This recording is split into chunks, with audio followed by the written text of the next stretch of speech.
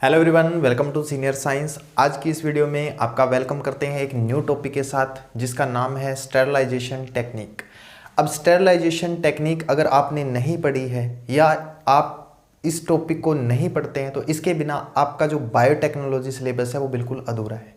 पूरा का पूरा जो बायोटेक्नोलॉजी प्रोसेस है वो इसी टेक्निक के ऊपर डिपेंड रहता है, इसीलिए ये प्रोसेस हमें बहुत ही ज़रूरी पढ़ना होता है। तो आइए सबसे पहले हम जानते हैं स्टेरलाइजेशन होता क्या है। अब स्टेरलाइजेशन को जैसे ही हम पढ़ते हैं तो एक स्टेरलाइजेशन कोई भी प्रोसेस हो सकती है। We can say that any process which help to make a body,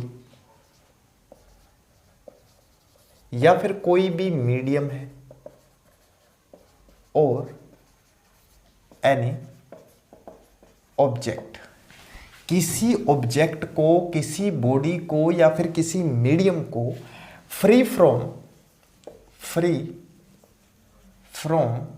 life, उसको लाइफ से फ्री कर दे। जो भी लाइफ उसके अंदर, कोई भी माइक्रो ऑर्गेनिज्म हो सकता है, कोई फंगस हो सकती है, कोई बैक्टीरिया हो सकता है, उन सभी लाइफ फॉर्म से उसको फ्री कर दे। ऐसी प्रोसेस को हम बोलते हैं स्टेरलाइजेशन प्रोसेस। किसी भी काइंड का कोई भी बैक्टीरिया हो सकता है, ठीक है, इसके अंदर कोई एल्गी हो सकती है, बैक्टीरिया हो सकता है, ठीक है। उन सभी लाइफ को या तो ये ब्लॉक कर दे या फिर किल कर दे। दो चीजें करे, it block the life form और kill the life present in any medium और एन ऑब्जेक्ट। ये किसी ऑब्जेक्ट के सरफेस के ऊपर हो सकती है, सरफेस ऑफ एन ऑब्जेक्ट, एक ऑब्जेक्ट के सरफेस के ऊपर प्रेजेंट हो सकती है। किसी ऑब्जेक्ट को अगर उसके सरफेस से स्टेरलाइज करना है तो हम कैसे करते हैं? फॉर एग्जाम्पल कोई ग्लासवेयर है, हम यूज कर रहे हैं उसका बायोटेक्नोलॉजी लैब के अंदर, इन विट्रो कंडीशन के अंदर, तो उसको हम सबसे पहले उसके अंदर किसी मीडियम को रखेंगे। तो उसको कैसे रखेंगे? उसको स्टेरलाइज करेंगे। उस चीज़ को हम बोलते हैं सरफेस स्टेरलाइजेशन। उसके सरफेस के ऊपर कोई ऐसा केमिकल डाल देंगे जिससे वो स्टेरलाइज हो जाए, मीन फ्री फ्रॉम माइक्रोब्स या फ्री फ्रॉम लाइफ।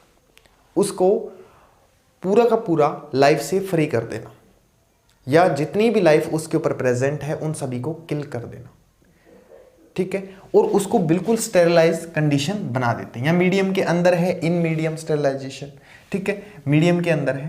तो ऐसा जब हम when we sterilized any object, जब हम किसी ऑब्जेक्ट को स्टेरलाइज कर लेते हैं, देन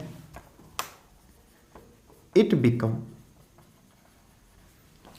उसको बोल सकते हैं it become free from life, वो लाइफ से फ्री हो गया, और एसेप्टिक, ठीक है। उसको ऐसी कंडीशन दी जाती है बार बार लैब के अंदर, या बार बार आपकी बायोटेक्नोलॉजी प्रोसेस जो आप बुक पढ़ रहे हो उसके अंदर इसका नाम आया होगा एसेप्टिक कंडीशन। एसेप्टिक कंडीशन की अगर हम बात करें तो aseptic condition is the condition that have microbial free condition या life free condition. There is no life form in any object surface. जो भी हम ऑब्जेक्ट यूज कर रहे हैं बायोटेक्नोलॉजी प्रोसेस के अंदर, उसके अंदर कोई भी लाइफ फॉर्म नहीं होती, ठीक है। तो उसको बोलते हैं हम एसेप्टिक। अब एक स्टेरलाइजेशन मान लो, जो स्टेरलाइजेशन हम कर रहे हैं किसी लैब के अंदर, क्या हम मिल्क को यूज करते हैं, फॉर एग्जांपल मिल्क का पास्चुराइजेशन करते हैं, उसके अंदर कुछ बैक्टीरिया ब्लॉक हो जाते हैं सम टाइम के लिए, तो मिल्क लॉन्ग टाइम तक सेफ रहता है। क्या पास्चुराइजेशन भी स्टेरलाइजेशन है? क्या सैनिटाइजेशन, जिसको हम बोलते हैं सैनिटेशन भी स्टेरलाइजेशन के अंदर आता है? एक तो हम बोल सकते हैं कि पास्चुराइजेशन, मिल्क का हम लॉन्ग टाइम तक यूज कर लेते हैं, ठीक है, सैनिटेशन है या डिसइंफिकेंट है, या डिसइंफिकेंट या डिसइंफिकेशन, ये जो प्रोसेसेस आ रही हैं, क्या ये भी स्टेरिलाइजेशन प्रोसेस इनको बोला जा सकता है? अगर आप ऐसा सोच रहे हैं कि इनको बोला जा सकता है तो बिल्कुल रोंग है। ठीक है, इन प्रोसेस को हम स्टेरिलाइजेशन प्रोसेस नहीं बोल सकते। इसका रीजन यह है क्योंकि ये प्रोसेस बिल्कुल फ्री फ्रॉम लाइफ नहीं बनाती किसी ऑब्जेक्ट को, तो इसीलिए हम इनको स्टेरिलाइजेशन के अंदर इन्वॉल्व नहीं कर सकते।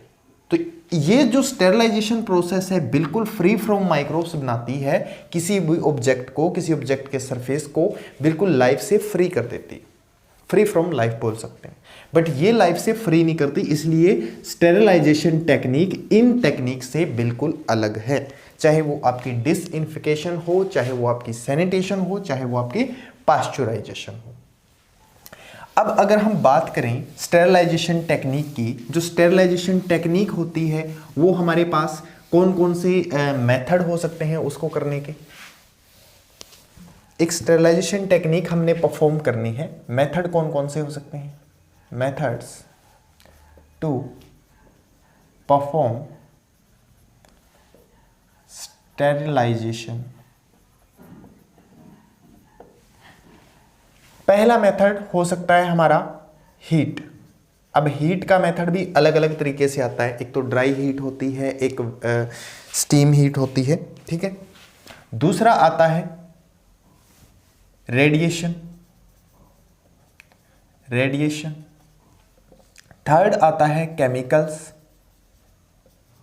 केमिकल्स।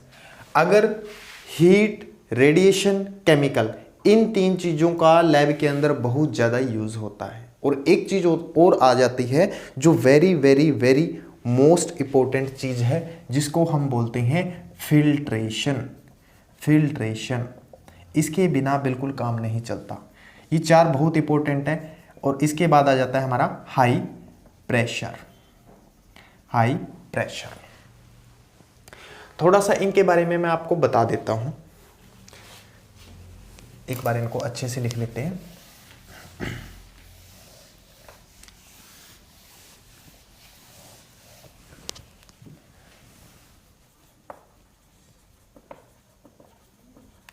जो स्टेरिलाइजेशन के मेथड हैं हमने पढ़े कि 5 टाइप के मेथड हैं।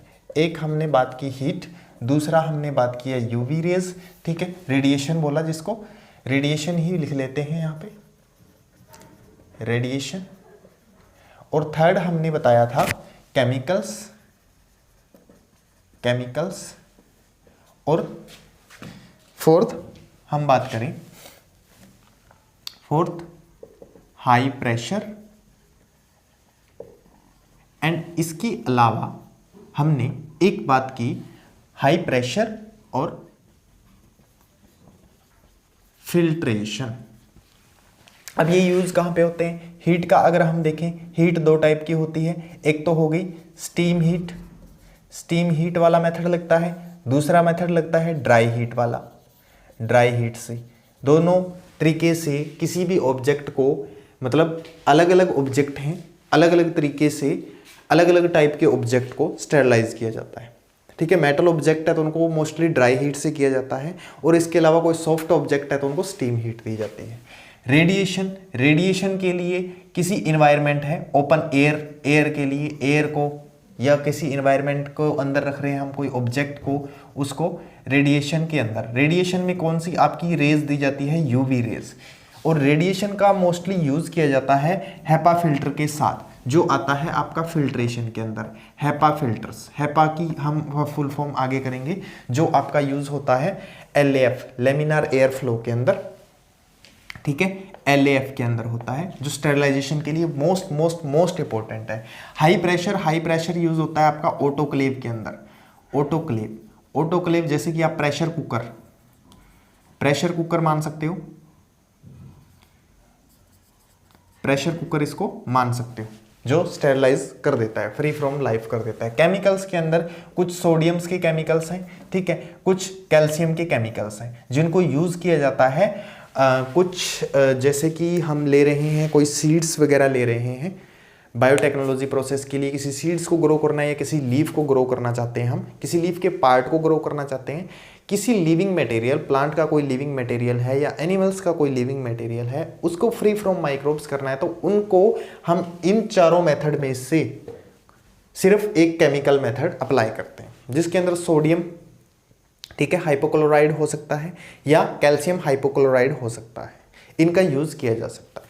मोस्टली इनके हाइपोक्लोराइड्स यूज होते हैं, हाइपोक्लोराइड्स यूज किए जाते हैं स्टेरिलाइजेशन मेथड के लिए। तो ये थी हमारी एक छोटा सा टॉपिक स्टेरिलाइजेशन के ऊपर। इसके आगे का टॉपिक करेंगे हम सिंगली कि जैसे कि हीट स्टेरिलाइजेशन है, इसको हम टोटली डिफाइन करेंगे हमारी नेक्स्ट वीडियो के अंदर, जिसके अंदर हम बात करेंगे पूरा का पूरा ऑटोक्लेव, और वीडियो रहने वाली है वो बहुत ज़्यादा लॉन्ग, तो इसीलिए आज एक short video only on sterilization topic मैंने आपको दी है। ये वीडियो आपको कैसी लगी तो ज़रूर बताएं।